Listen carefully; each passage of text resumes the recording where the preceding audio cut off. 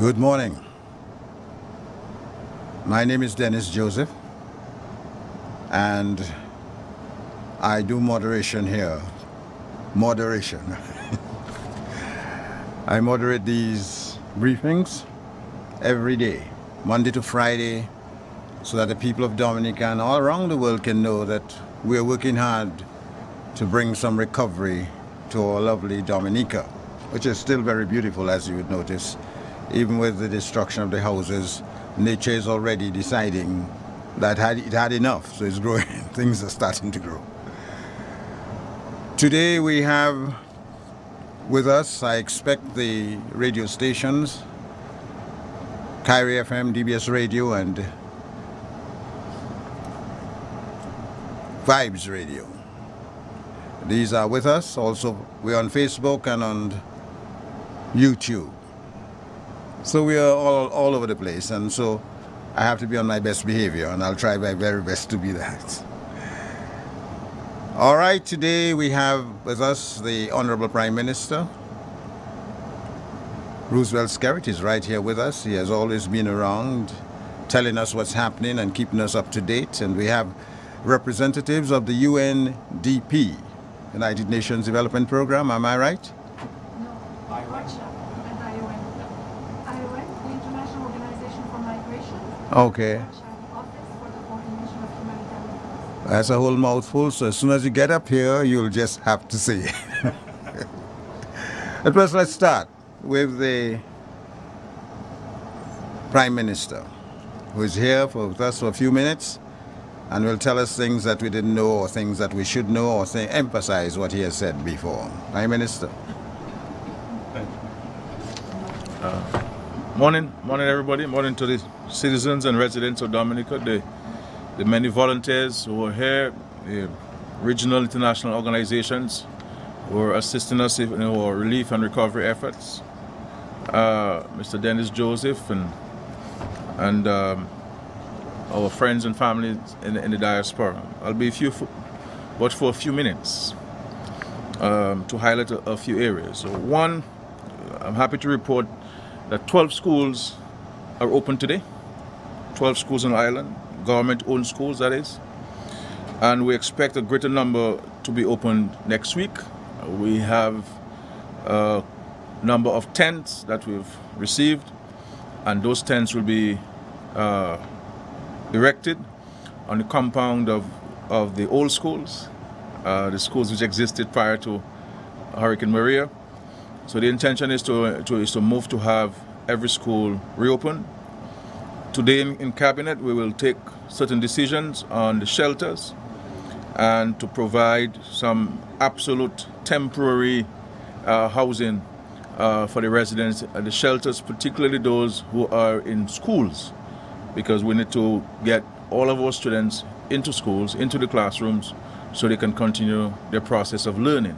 So decisions will be taken in respect to the construction of temporary housing. And I say temporary, it will be absolutely temporary housing to allow for you to be out of the shelter and for your own children, for our children, to be back in school, having been disrupted from attending school on the 18th of September. And of course, the Ministry of Education later in the week will give a full update to the nation in respect to the schools, including the Dominica State College. Two, the government will sign a contract for the erection of a number of Bailey bridges across Dominica.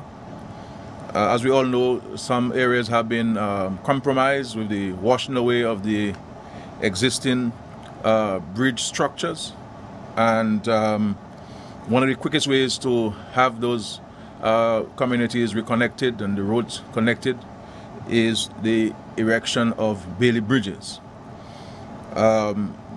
We have those Bailey bridges, that is the structures on island. We procured this from a friendly government in the region, and we have been in negotiations with a company to have them erected.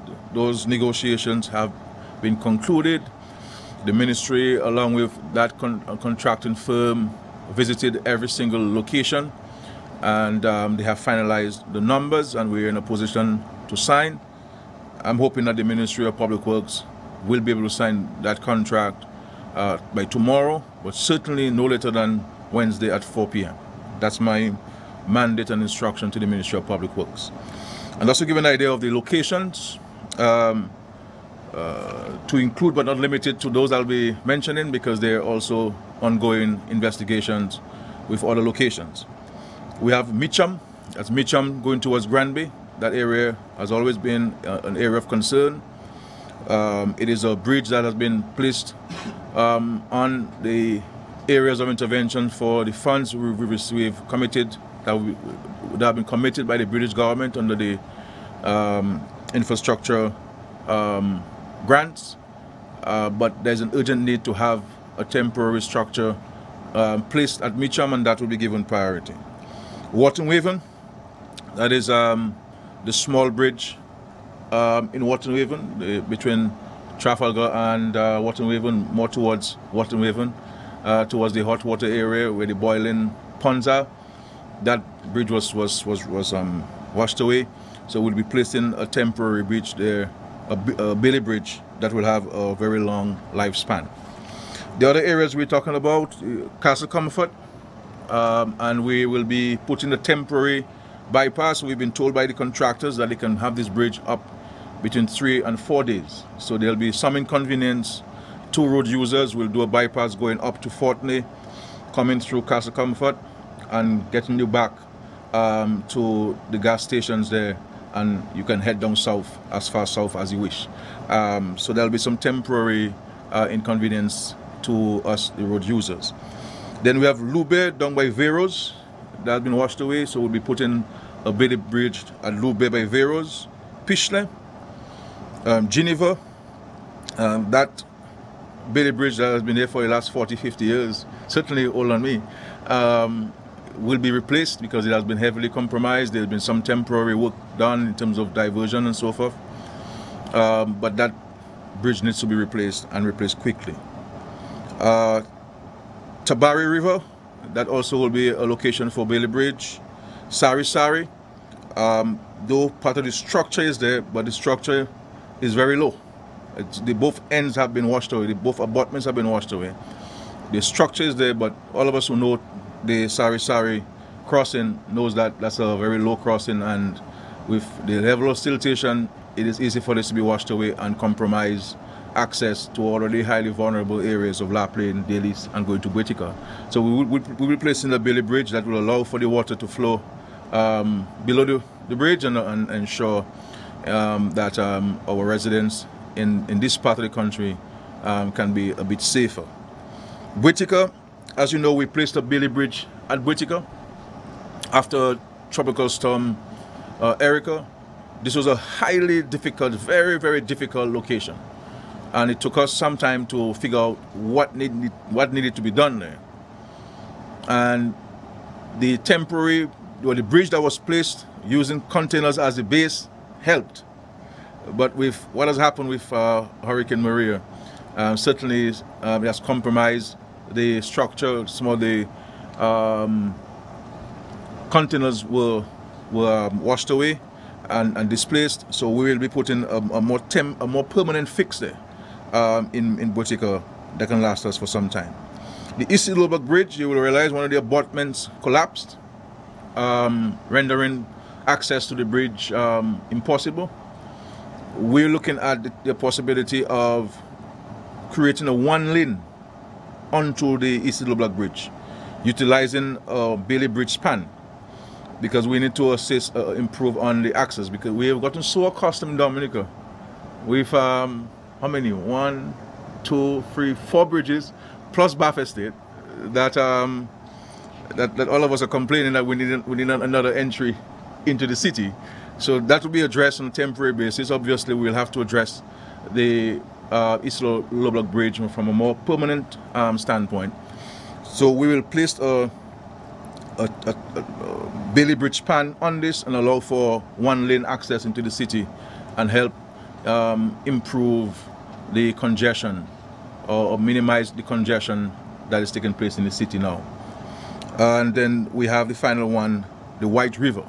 There are other areas that have been considered, and we'll be getting the help of the Jamaican Defense Forces, the soldiers over here, who've been very helpful, and they'll be assisting in about 3 or 4 areas, and of course the ministry will highlight those areas when they brief the nation later this week.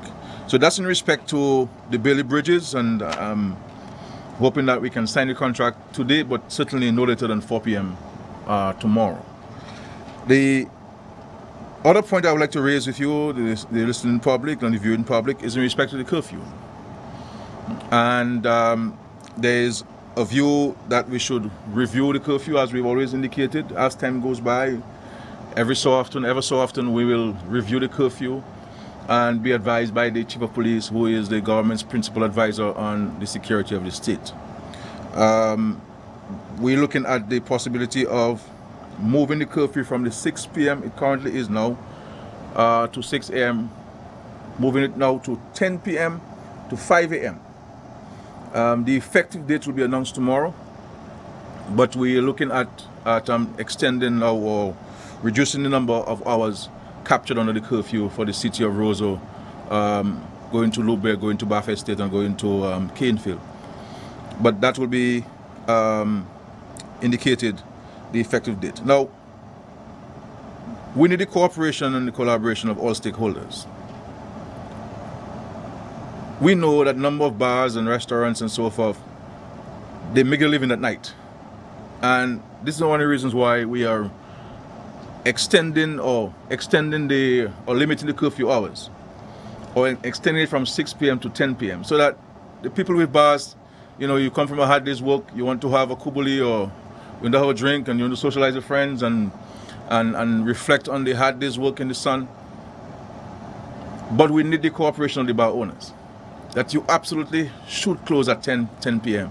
and not have yourself open and have people out in the bars and have difficulty in getting home, and because they have to go to work next day. And you run the risk of having your patrons arrested, and then who's going to come to your bar next the following night? You know, so we need the understanding of the bar owners that you need to close absolutely at 10. But the effective date will be announced tomorrow. The other point I want to inform the country is that I will travel along with a delegation to Brussels tomorrow. So I live in the country tomorrow. I have discussions with Brussels on areas of collaboration and cooperation where they believe that they can assist Dominica. We've been in intensive negotiations and discussions with them over the last several weeks. The European Union has been exceptional in these circumstances, as they have always been. And we look forward to their extraordinary efforts in these very difficult circumstances. So wish me luck in our negotiations, but we always remain optimistic, we'll always remain confident that we will get the best possible deal that can be provided. My final point is to say to the citizens that we need to help each other more, and we need to help ourselves more. You know, I was saying to somebody over the weekend who complained to me that one family received supplies only once so far. And I asked, but do you have supplies at your home? Yes. I said, but why couldn't you in the interim provide your neighbor with some supplies? You know, and the next time the people come around to deliver the supplies, you could draw to your attention that, look, they have skipped your neighbor. So I think we have to have a more brotherly and sisterly love demonstrated. It makes no sense complaining about something that we can fix ourselves by our own individual actions. You know, the drain is blocked, you don't have to wait for me to come and unblock it. The government to unblock it. You know, we can get together and unblock it. We have, through the agencies, and I really want to thank all of the agencies there. I don't want to call their names for fear of leaving out anybody, because they're so numerous. I mean, tens of thousands of tarpaulins. But we're not seeing them sufficiently up on roofs. And there are a number of reasons for these. One, the people may not be able to put it up. They don't have the means of putting it up. They do not have the knowledge of putting it up. In some cases, they may have put it up, but they did not put it properly, and the wind must have blown it off. blowing it away. But the truth is, the number of us out there who need help and who need guidance in putting it up. So if we're in a village and your roof is covered because you have the means of covering your roof with the tarpaulin, and you see that there are 3 homes in your community with no tarpaulins, what are you going to do? Are you going to complain, or are you going to try to do something about it? How did you get your tarpaulin up? And why don't you offer your neighbors in that community the same assistance and advice which you may have received, and the knowledge that you have and your competence in putting these tarpaulins up properly, helping our people? You know, and so there are some things that we have to do absolutely, and we can do for ourselves and by ourselves, and so that we can make life much better for everybody. The more we have tarpaulins up, the better for everybody, because we can now sleep in a dry area. Our furniture and clothes will remain dry from the elements, and we can focus on working and earning a living and taking care of our children. So I really want us to pay attention to these, our neighbor's keeper. We're all Christians, and those of us who are not Christians, we do believe in being our neighbor's keeper. So we have to demonstrate a little more of that. There's some of that going on around the country, but we need to do a little more of that. Because the government has its role, and the government will fulfill its responsibilities and its mandate, constitutional and otherwise. But there are some things the government cannot do for people.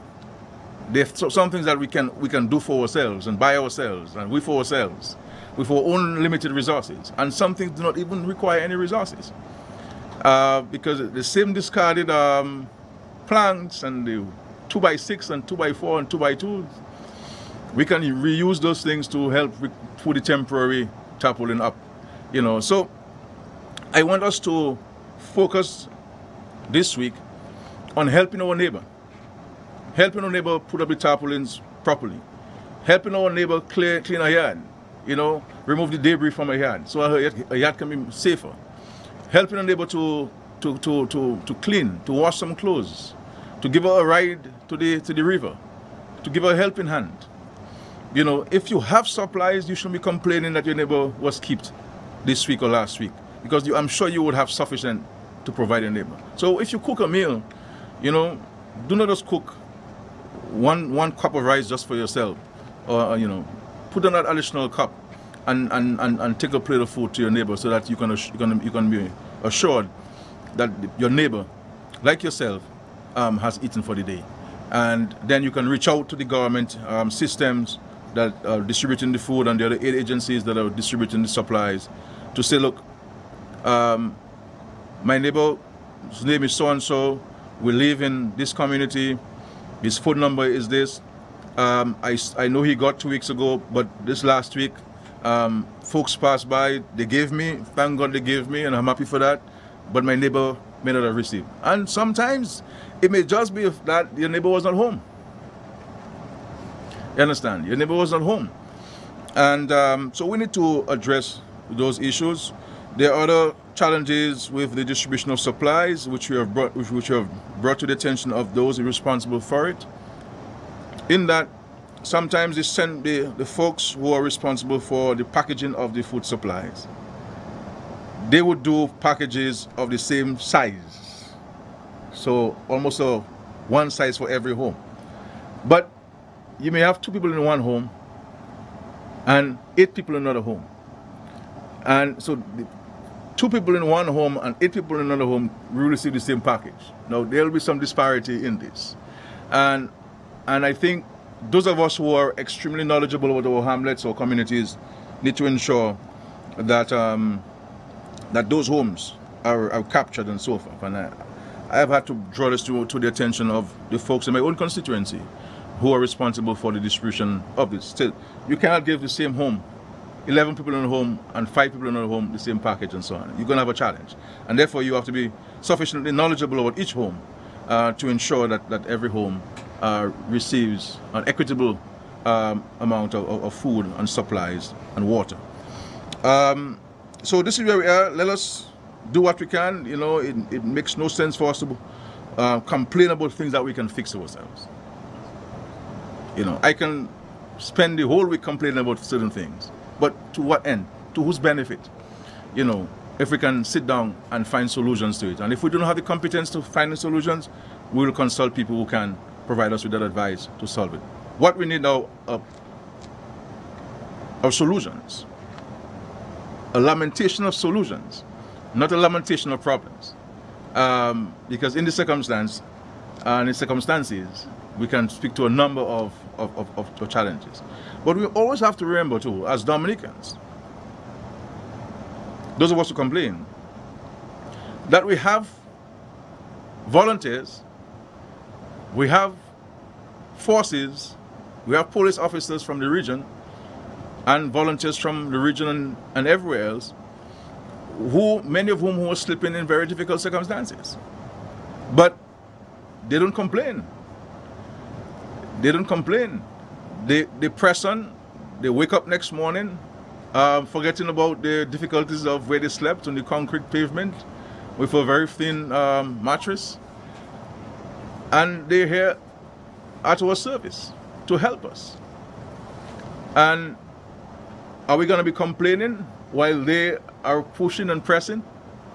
We have the Trinidadians here, the forces from Trinidad who have been exceptional in fixing things, in building things for us, and they don't complain. They've been asking for more material to get more done.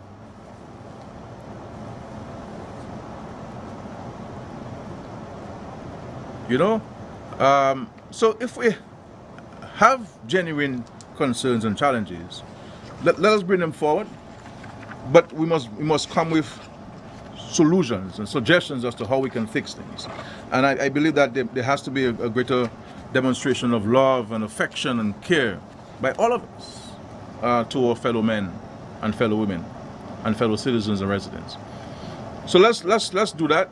Let's reach out. We have our friends from IOM here and OCHA who have been exceptional helping us, and they will share with us some guidance on how to place the taps. We'll post this out there. We'll also be distributing leaflets across the country that will give you a step-by-step approach towards the setting up of the tarpaulins, so that we can have more of our people sleeping.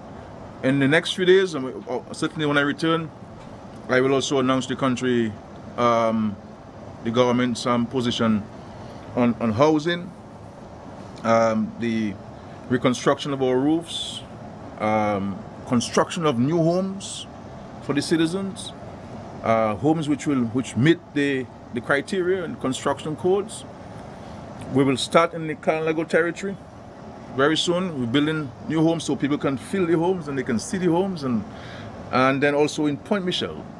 And we have selected Point Michel because it was one of the hardest hit communities in Dominica, and the Carolago territory that has also been severely impacted by the hurricane. But also we'll indicate to the country the housing expo, which I spoke about last week, and how will we operationalize that housing expo to the benefit of our citizens. But we're making some progress, and let's continue to push, and with us working together with the commitment of the international and regional communities, but with a more determined effort on our part, commitment to our country, and our positive outlook of our country, we can overcome our challenges. So far, if I were to say, I think we have done a pretty good job. There's always things that we could have done quicker and faster. I'm not a patient person when it comes to this thing, so I'll be the first to say that we could have done some things much faster and differently and all this stuff, but we have to move on. Today's another day, and we cannot lament on what happened yesterday. We have to press on, fix the challenges of yesterday, and move to today and tomorrow. So I want to thank you, the citizens and the residents and so many volunteers who are here helping us. And by the grace of God and our own efforts, we can move on. We have to pray, yes, and we must pray daily. and multiple times a day. But we must also work. You know, we must not only read a section of the Bible, we must read the entire Bible. You know, because, you know, you have to sweat.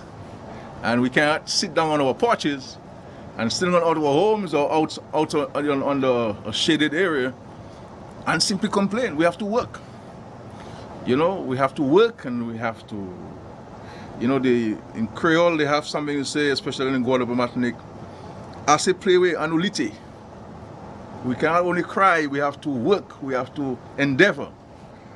And if we stop crying and lamenting on the negatives and working, we can really get things going and let Dominica be an example to the rest of the world. So thank you, and God bless you. Thank you.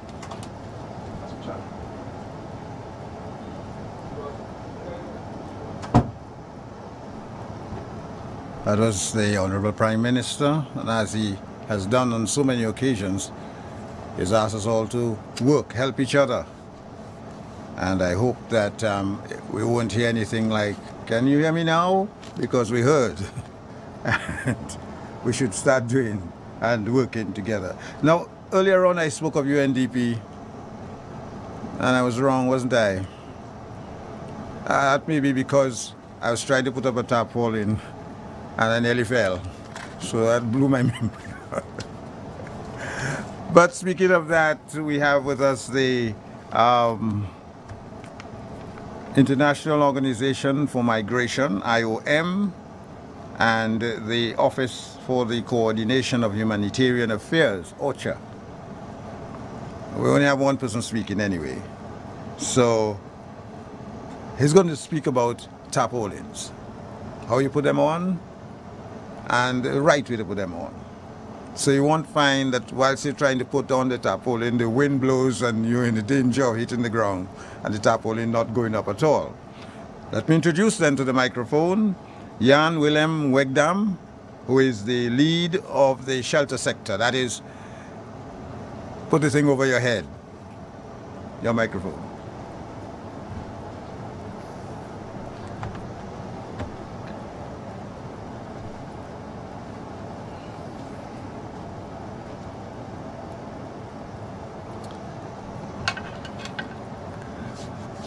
Okay, so my name, I've just been introduced, is Jan Willem Wegdam. I'm working for the International Organization for Migration, and on behalf of that organization, I'm also the coordinator of all organizations that are working with shelter. And shelter is anything from provision of non-food items, from kitchen sets, tarpaulins, mattresses, up to the repair of the roofs and maybe even restoration of houses. So I'm not talking here on behalf of IOM, but on behalf of Red Cross, Samaritan's Purse, Digicel, Israel Aid, UNDP, and I probably forget some more, but I'm here on behalf of the whole sector. And the theme today has already been introduced by the Prime Minister, is about the use of tarpaulins. At the moment, the humanitarian organizations have distributed about 20,000 tarpaulins, and at the moment there are about 10,000 underway that are still coming in to be distributed. Tarpaulins are a fantastic invention. It started about 30 years ago, where some people started playing around with plastic. That was bad quality, but during the years, many scientists and organizations and just pure practitioners have developed the tarpaulin in something like a very versatile and strong product. So it looks like a piece of plastic, but it's actually a lot of knowledge in there. The big thing in there is that what separates tarpaulin from a normal piece of plastic is that it is woven, which makes it much stronger, and that there's UV protection over it. There's a UV protection layer over it. Otherwise, the tarpaulin would only last for about 2 years or 2 months in the climate here in Dominica. With the UV protection layer, it can be extended from 6 to 12 months, so covering your roof much longer.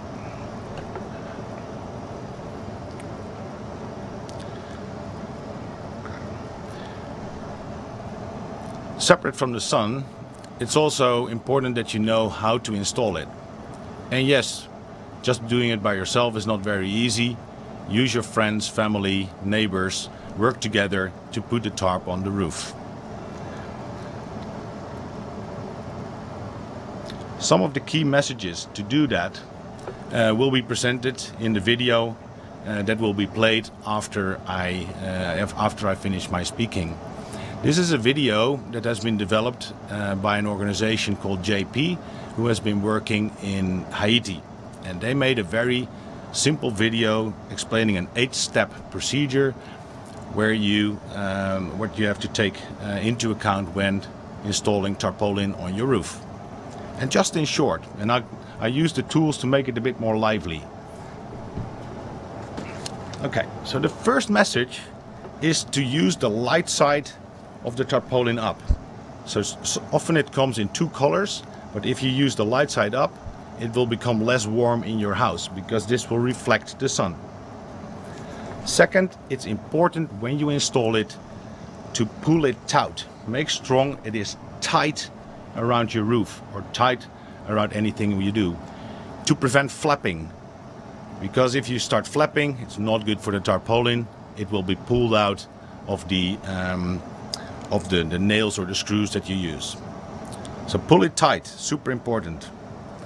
Then make sure that if you pull it, that you protect the edges so that there's not the CGI sheet or the zinc sheet is cutting the tarpaulin. So put something in between, put something on the edge of the zinc sheet, like a piece of cardboard or a bottle, and then it protects it, prevents that the tarpaulin is being torn apart. Then when you apply it, use washers. And washers are these things, pieces of rubber, but you can also use a cap of a bottle, like this as a washer. Put it through it and then attach it to the tarpaulin. Makes it much stronger, otherwise it will be easily torn out of the nail and you will lose your tarpaulin. Then make sure you apply enough nails, roughly every elbow length you have to apply a nail with a washer. Then also make sure that when you apply it, that the timber where you attach it to is well fixed to the columns, because otherwise, if there's good wind and the tarpaulin is well applied to the roof, the whole roof will blow off. So make sure you tie everything together towards the ground. So the last thing is also make sure that your beam, your ring beam, or basically the beam where you attach your roof to, is well connected to the columns. You can do that by using iron wire. You will see it in the video how that works. To recap, tarpaulins are fantastic. There are more coming in. You can apply it. It is so fantastic because everyone can do it with some of help from your neighbors and your friends, and also from the humanitarian organizations where we are present. If you need more information or you want support, please go to your village council. They know which humanitarian organizations or shelter organizations are working in your region. And all shelter agencies also will distribute leaflets or have leaflets, and I was not able to print it because the printer was broken, but they look like this, where it's also on paper. You can see how you can well attach a tarp to a piece of wood and on your roof. Okay. So that remains my short talk. I wish you all the best with looking at the video and installing the tarpaulin on your roof. Thank you very much.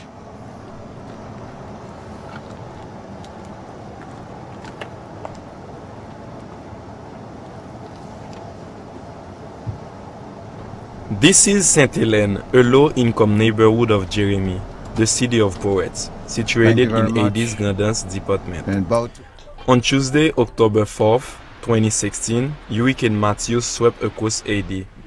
The Category 4 storm battered our island nation, with Jeremy and the surrounding regions suffering some of the greatest devastation. Thousands of homes in the zone were damaged or destroyed, displacing tens of thousands of people. With support from USAID Office of U.S. Foreign Disaster Assistance, JP Haitian Relief Organization has responded to this humanitarian crisis by providing affected families in and around Jeremy with emergency shelter support. A key aspect of this work has been the distribution and the installation of USAID's emergency TARPs. These TARPs have been installed by repair teams hired from the community and trained by JPHO in techniques that meet USAID guidelines. USAID's TARPs are designed to provide a cost-effective, easily deployable temporary shelter solution for affected households. However, improper installation drastically reduces the efficacy and longevity of the TARPs. In order to maximize the benefit of this important resource, JPHO's team have been trained on the following TARP installation tips. Tip 1. Light side up. Looking at your TARP, you will notice the two sides are different colors. When the TARP is installed, the lighter side should be facing outwards. This is because the lighter side will reflect more sunlight and keep the structure cooler. Tip 2. Pull it taut. The TARP should be pulled taut over the frame of the house. If the TARP is too loose, it can flap in the wind, which can damage the TARP and reduce its effective lifespan.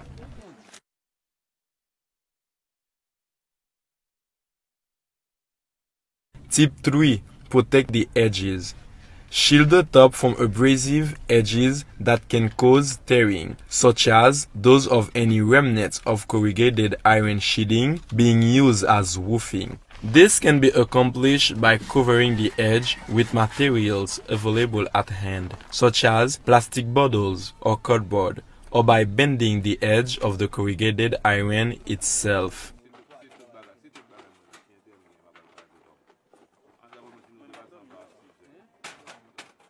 Tip 4. Fold it. Make sure to fold the edges of the TARP at least twice before nailing it down. This will strengthen the area of the TARP you are driving nails through and make it more resistant to tearing.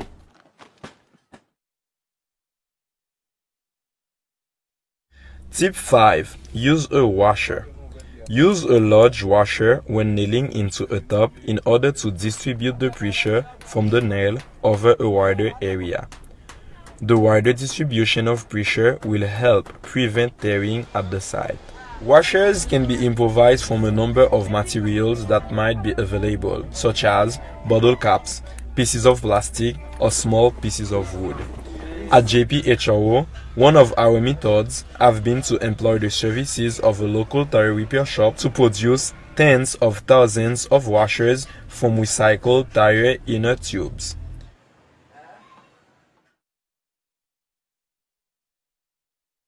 Tip 6. Space nails correctly. Nails should be spaced no further apart than the tip of the carpenter's middle finger to their elbow. This ensures that the TARP is securely fastened and lays flat against the structure. Tip 7. Bend the nails. After you have nailed down the TARP or any middle sheathing, make sure to bend down the protruding length at nail at a 90-degree angle. This can be done with either pliers or a hammer. Doing so will make the roofing more wind resistant.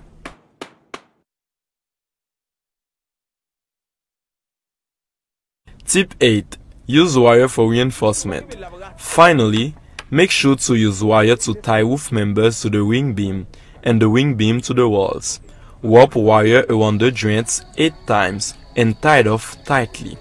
This is optimal for reducing the impact of the wind.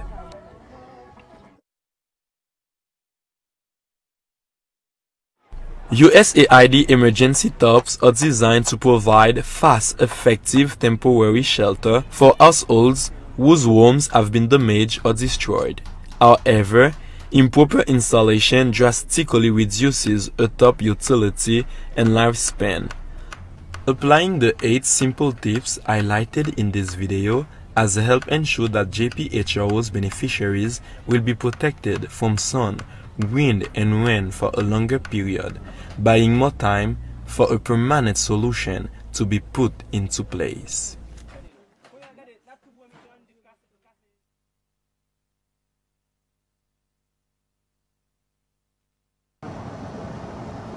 Well, there you have it. You are watching a short video of how to put up your tarpaulin. We have a lot of thousands in here already, a lot of thousands more coming. And let me say this, they don't give you this thing to put in your storeroom, you know, to say I have 5 tarpaulins. This is to go on the roof. And if you have more than one, then somebody else who doesn't have one, please pass it on. It's not about how many, this is not a collector's item. This is to get on the roof. So please put it there. Thank you very much, Mr. Jan Willem Wegdam, and all the fine people that have come in here with him. Thank you very much for coming. It's good of you to come. Dominica needs you, and we know our friends when we need them. You are our friends, that's for sure. Thank you so much. Just to continue with this briefing, we have an update from Domlec. The restoration that has been completed since the last report. Bath Road from High Street to Victoria Street is now completed. Victoria Street from Suki's gas station to Venezuelan Embassy. And Domlec is currently working on areas between the Roseau River. Of course, I know you have memories of the Roseau River, but this is good news. Domlec is currently working on the areas between the Roseau River, west of and including Hanover Street, and north of and including Hillsborough Street, and they expect to complete that this day, today. And River Street, expected completion expected completion tomorrow. Lower Federation Drive, they expect to complete that by Sunday, October 29th, and they expected to commence restoration work in Portersville today. It will take about 2 weeks to get that done. Rebuild of the HV network, the Belfast feeder, including Canefield Industrial Area, Borough Square to Tantan in Portsmouth, and Picard area in Portsmouth. That's what Domlec is doing. Everybody's working hard to restore things, to get Dominica going again in the way we know, and even better than the way we knew. And I hope we all will play our part. First of all, the first thing you can do, rather than stay home and get wet, and you have no clothes. I mean, I had a problem. I was even looking at my first communion shirt to see if it could fit. The grandmother had made the thing too big, so I thought by now it should fit, but it didn't, of course. So we all have that problem, but if we can get those tarpaulins up, we'll minimize the problem that we now have. Thank you so much for joining us. And be with us tomorrow when we have another briefing. You might be very interested in that one, so do not miss it. I won't tell you what it is. Come tomorrow and find out what it is. Until we meet again, friends. Love, peace. Dennis. I go.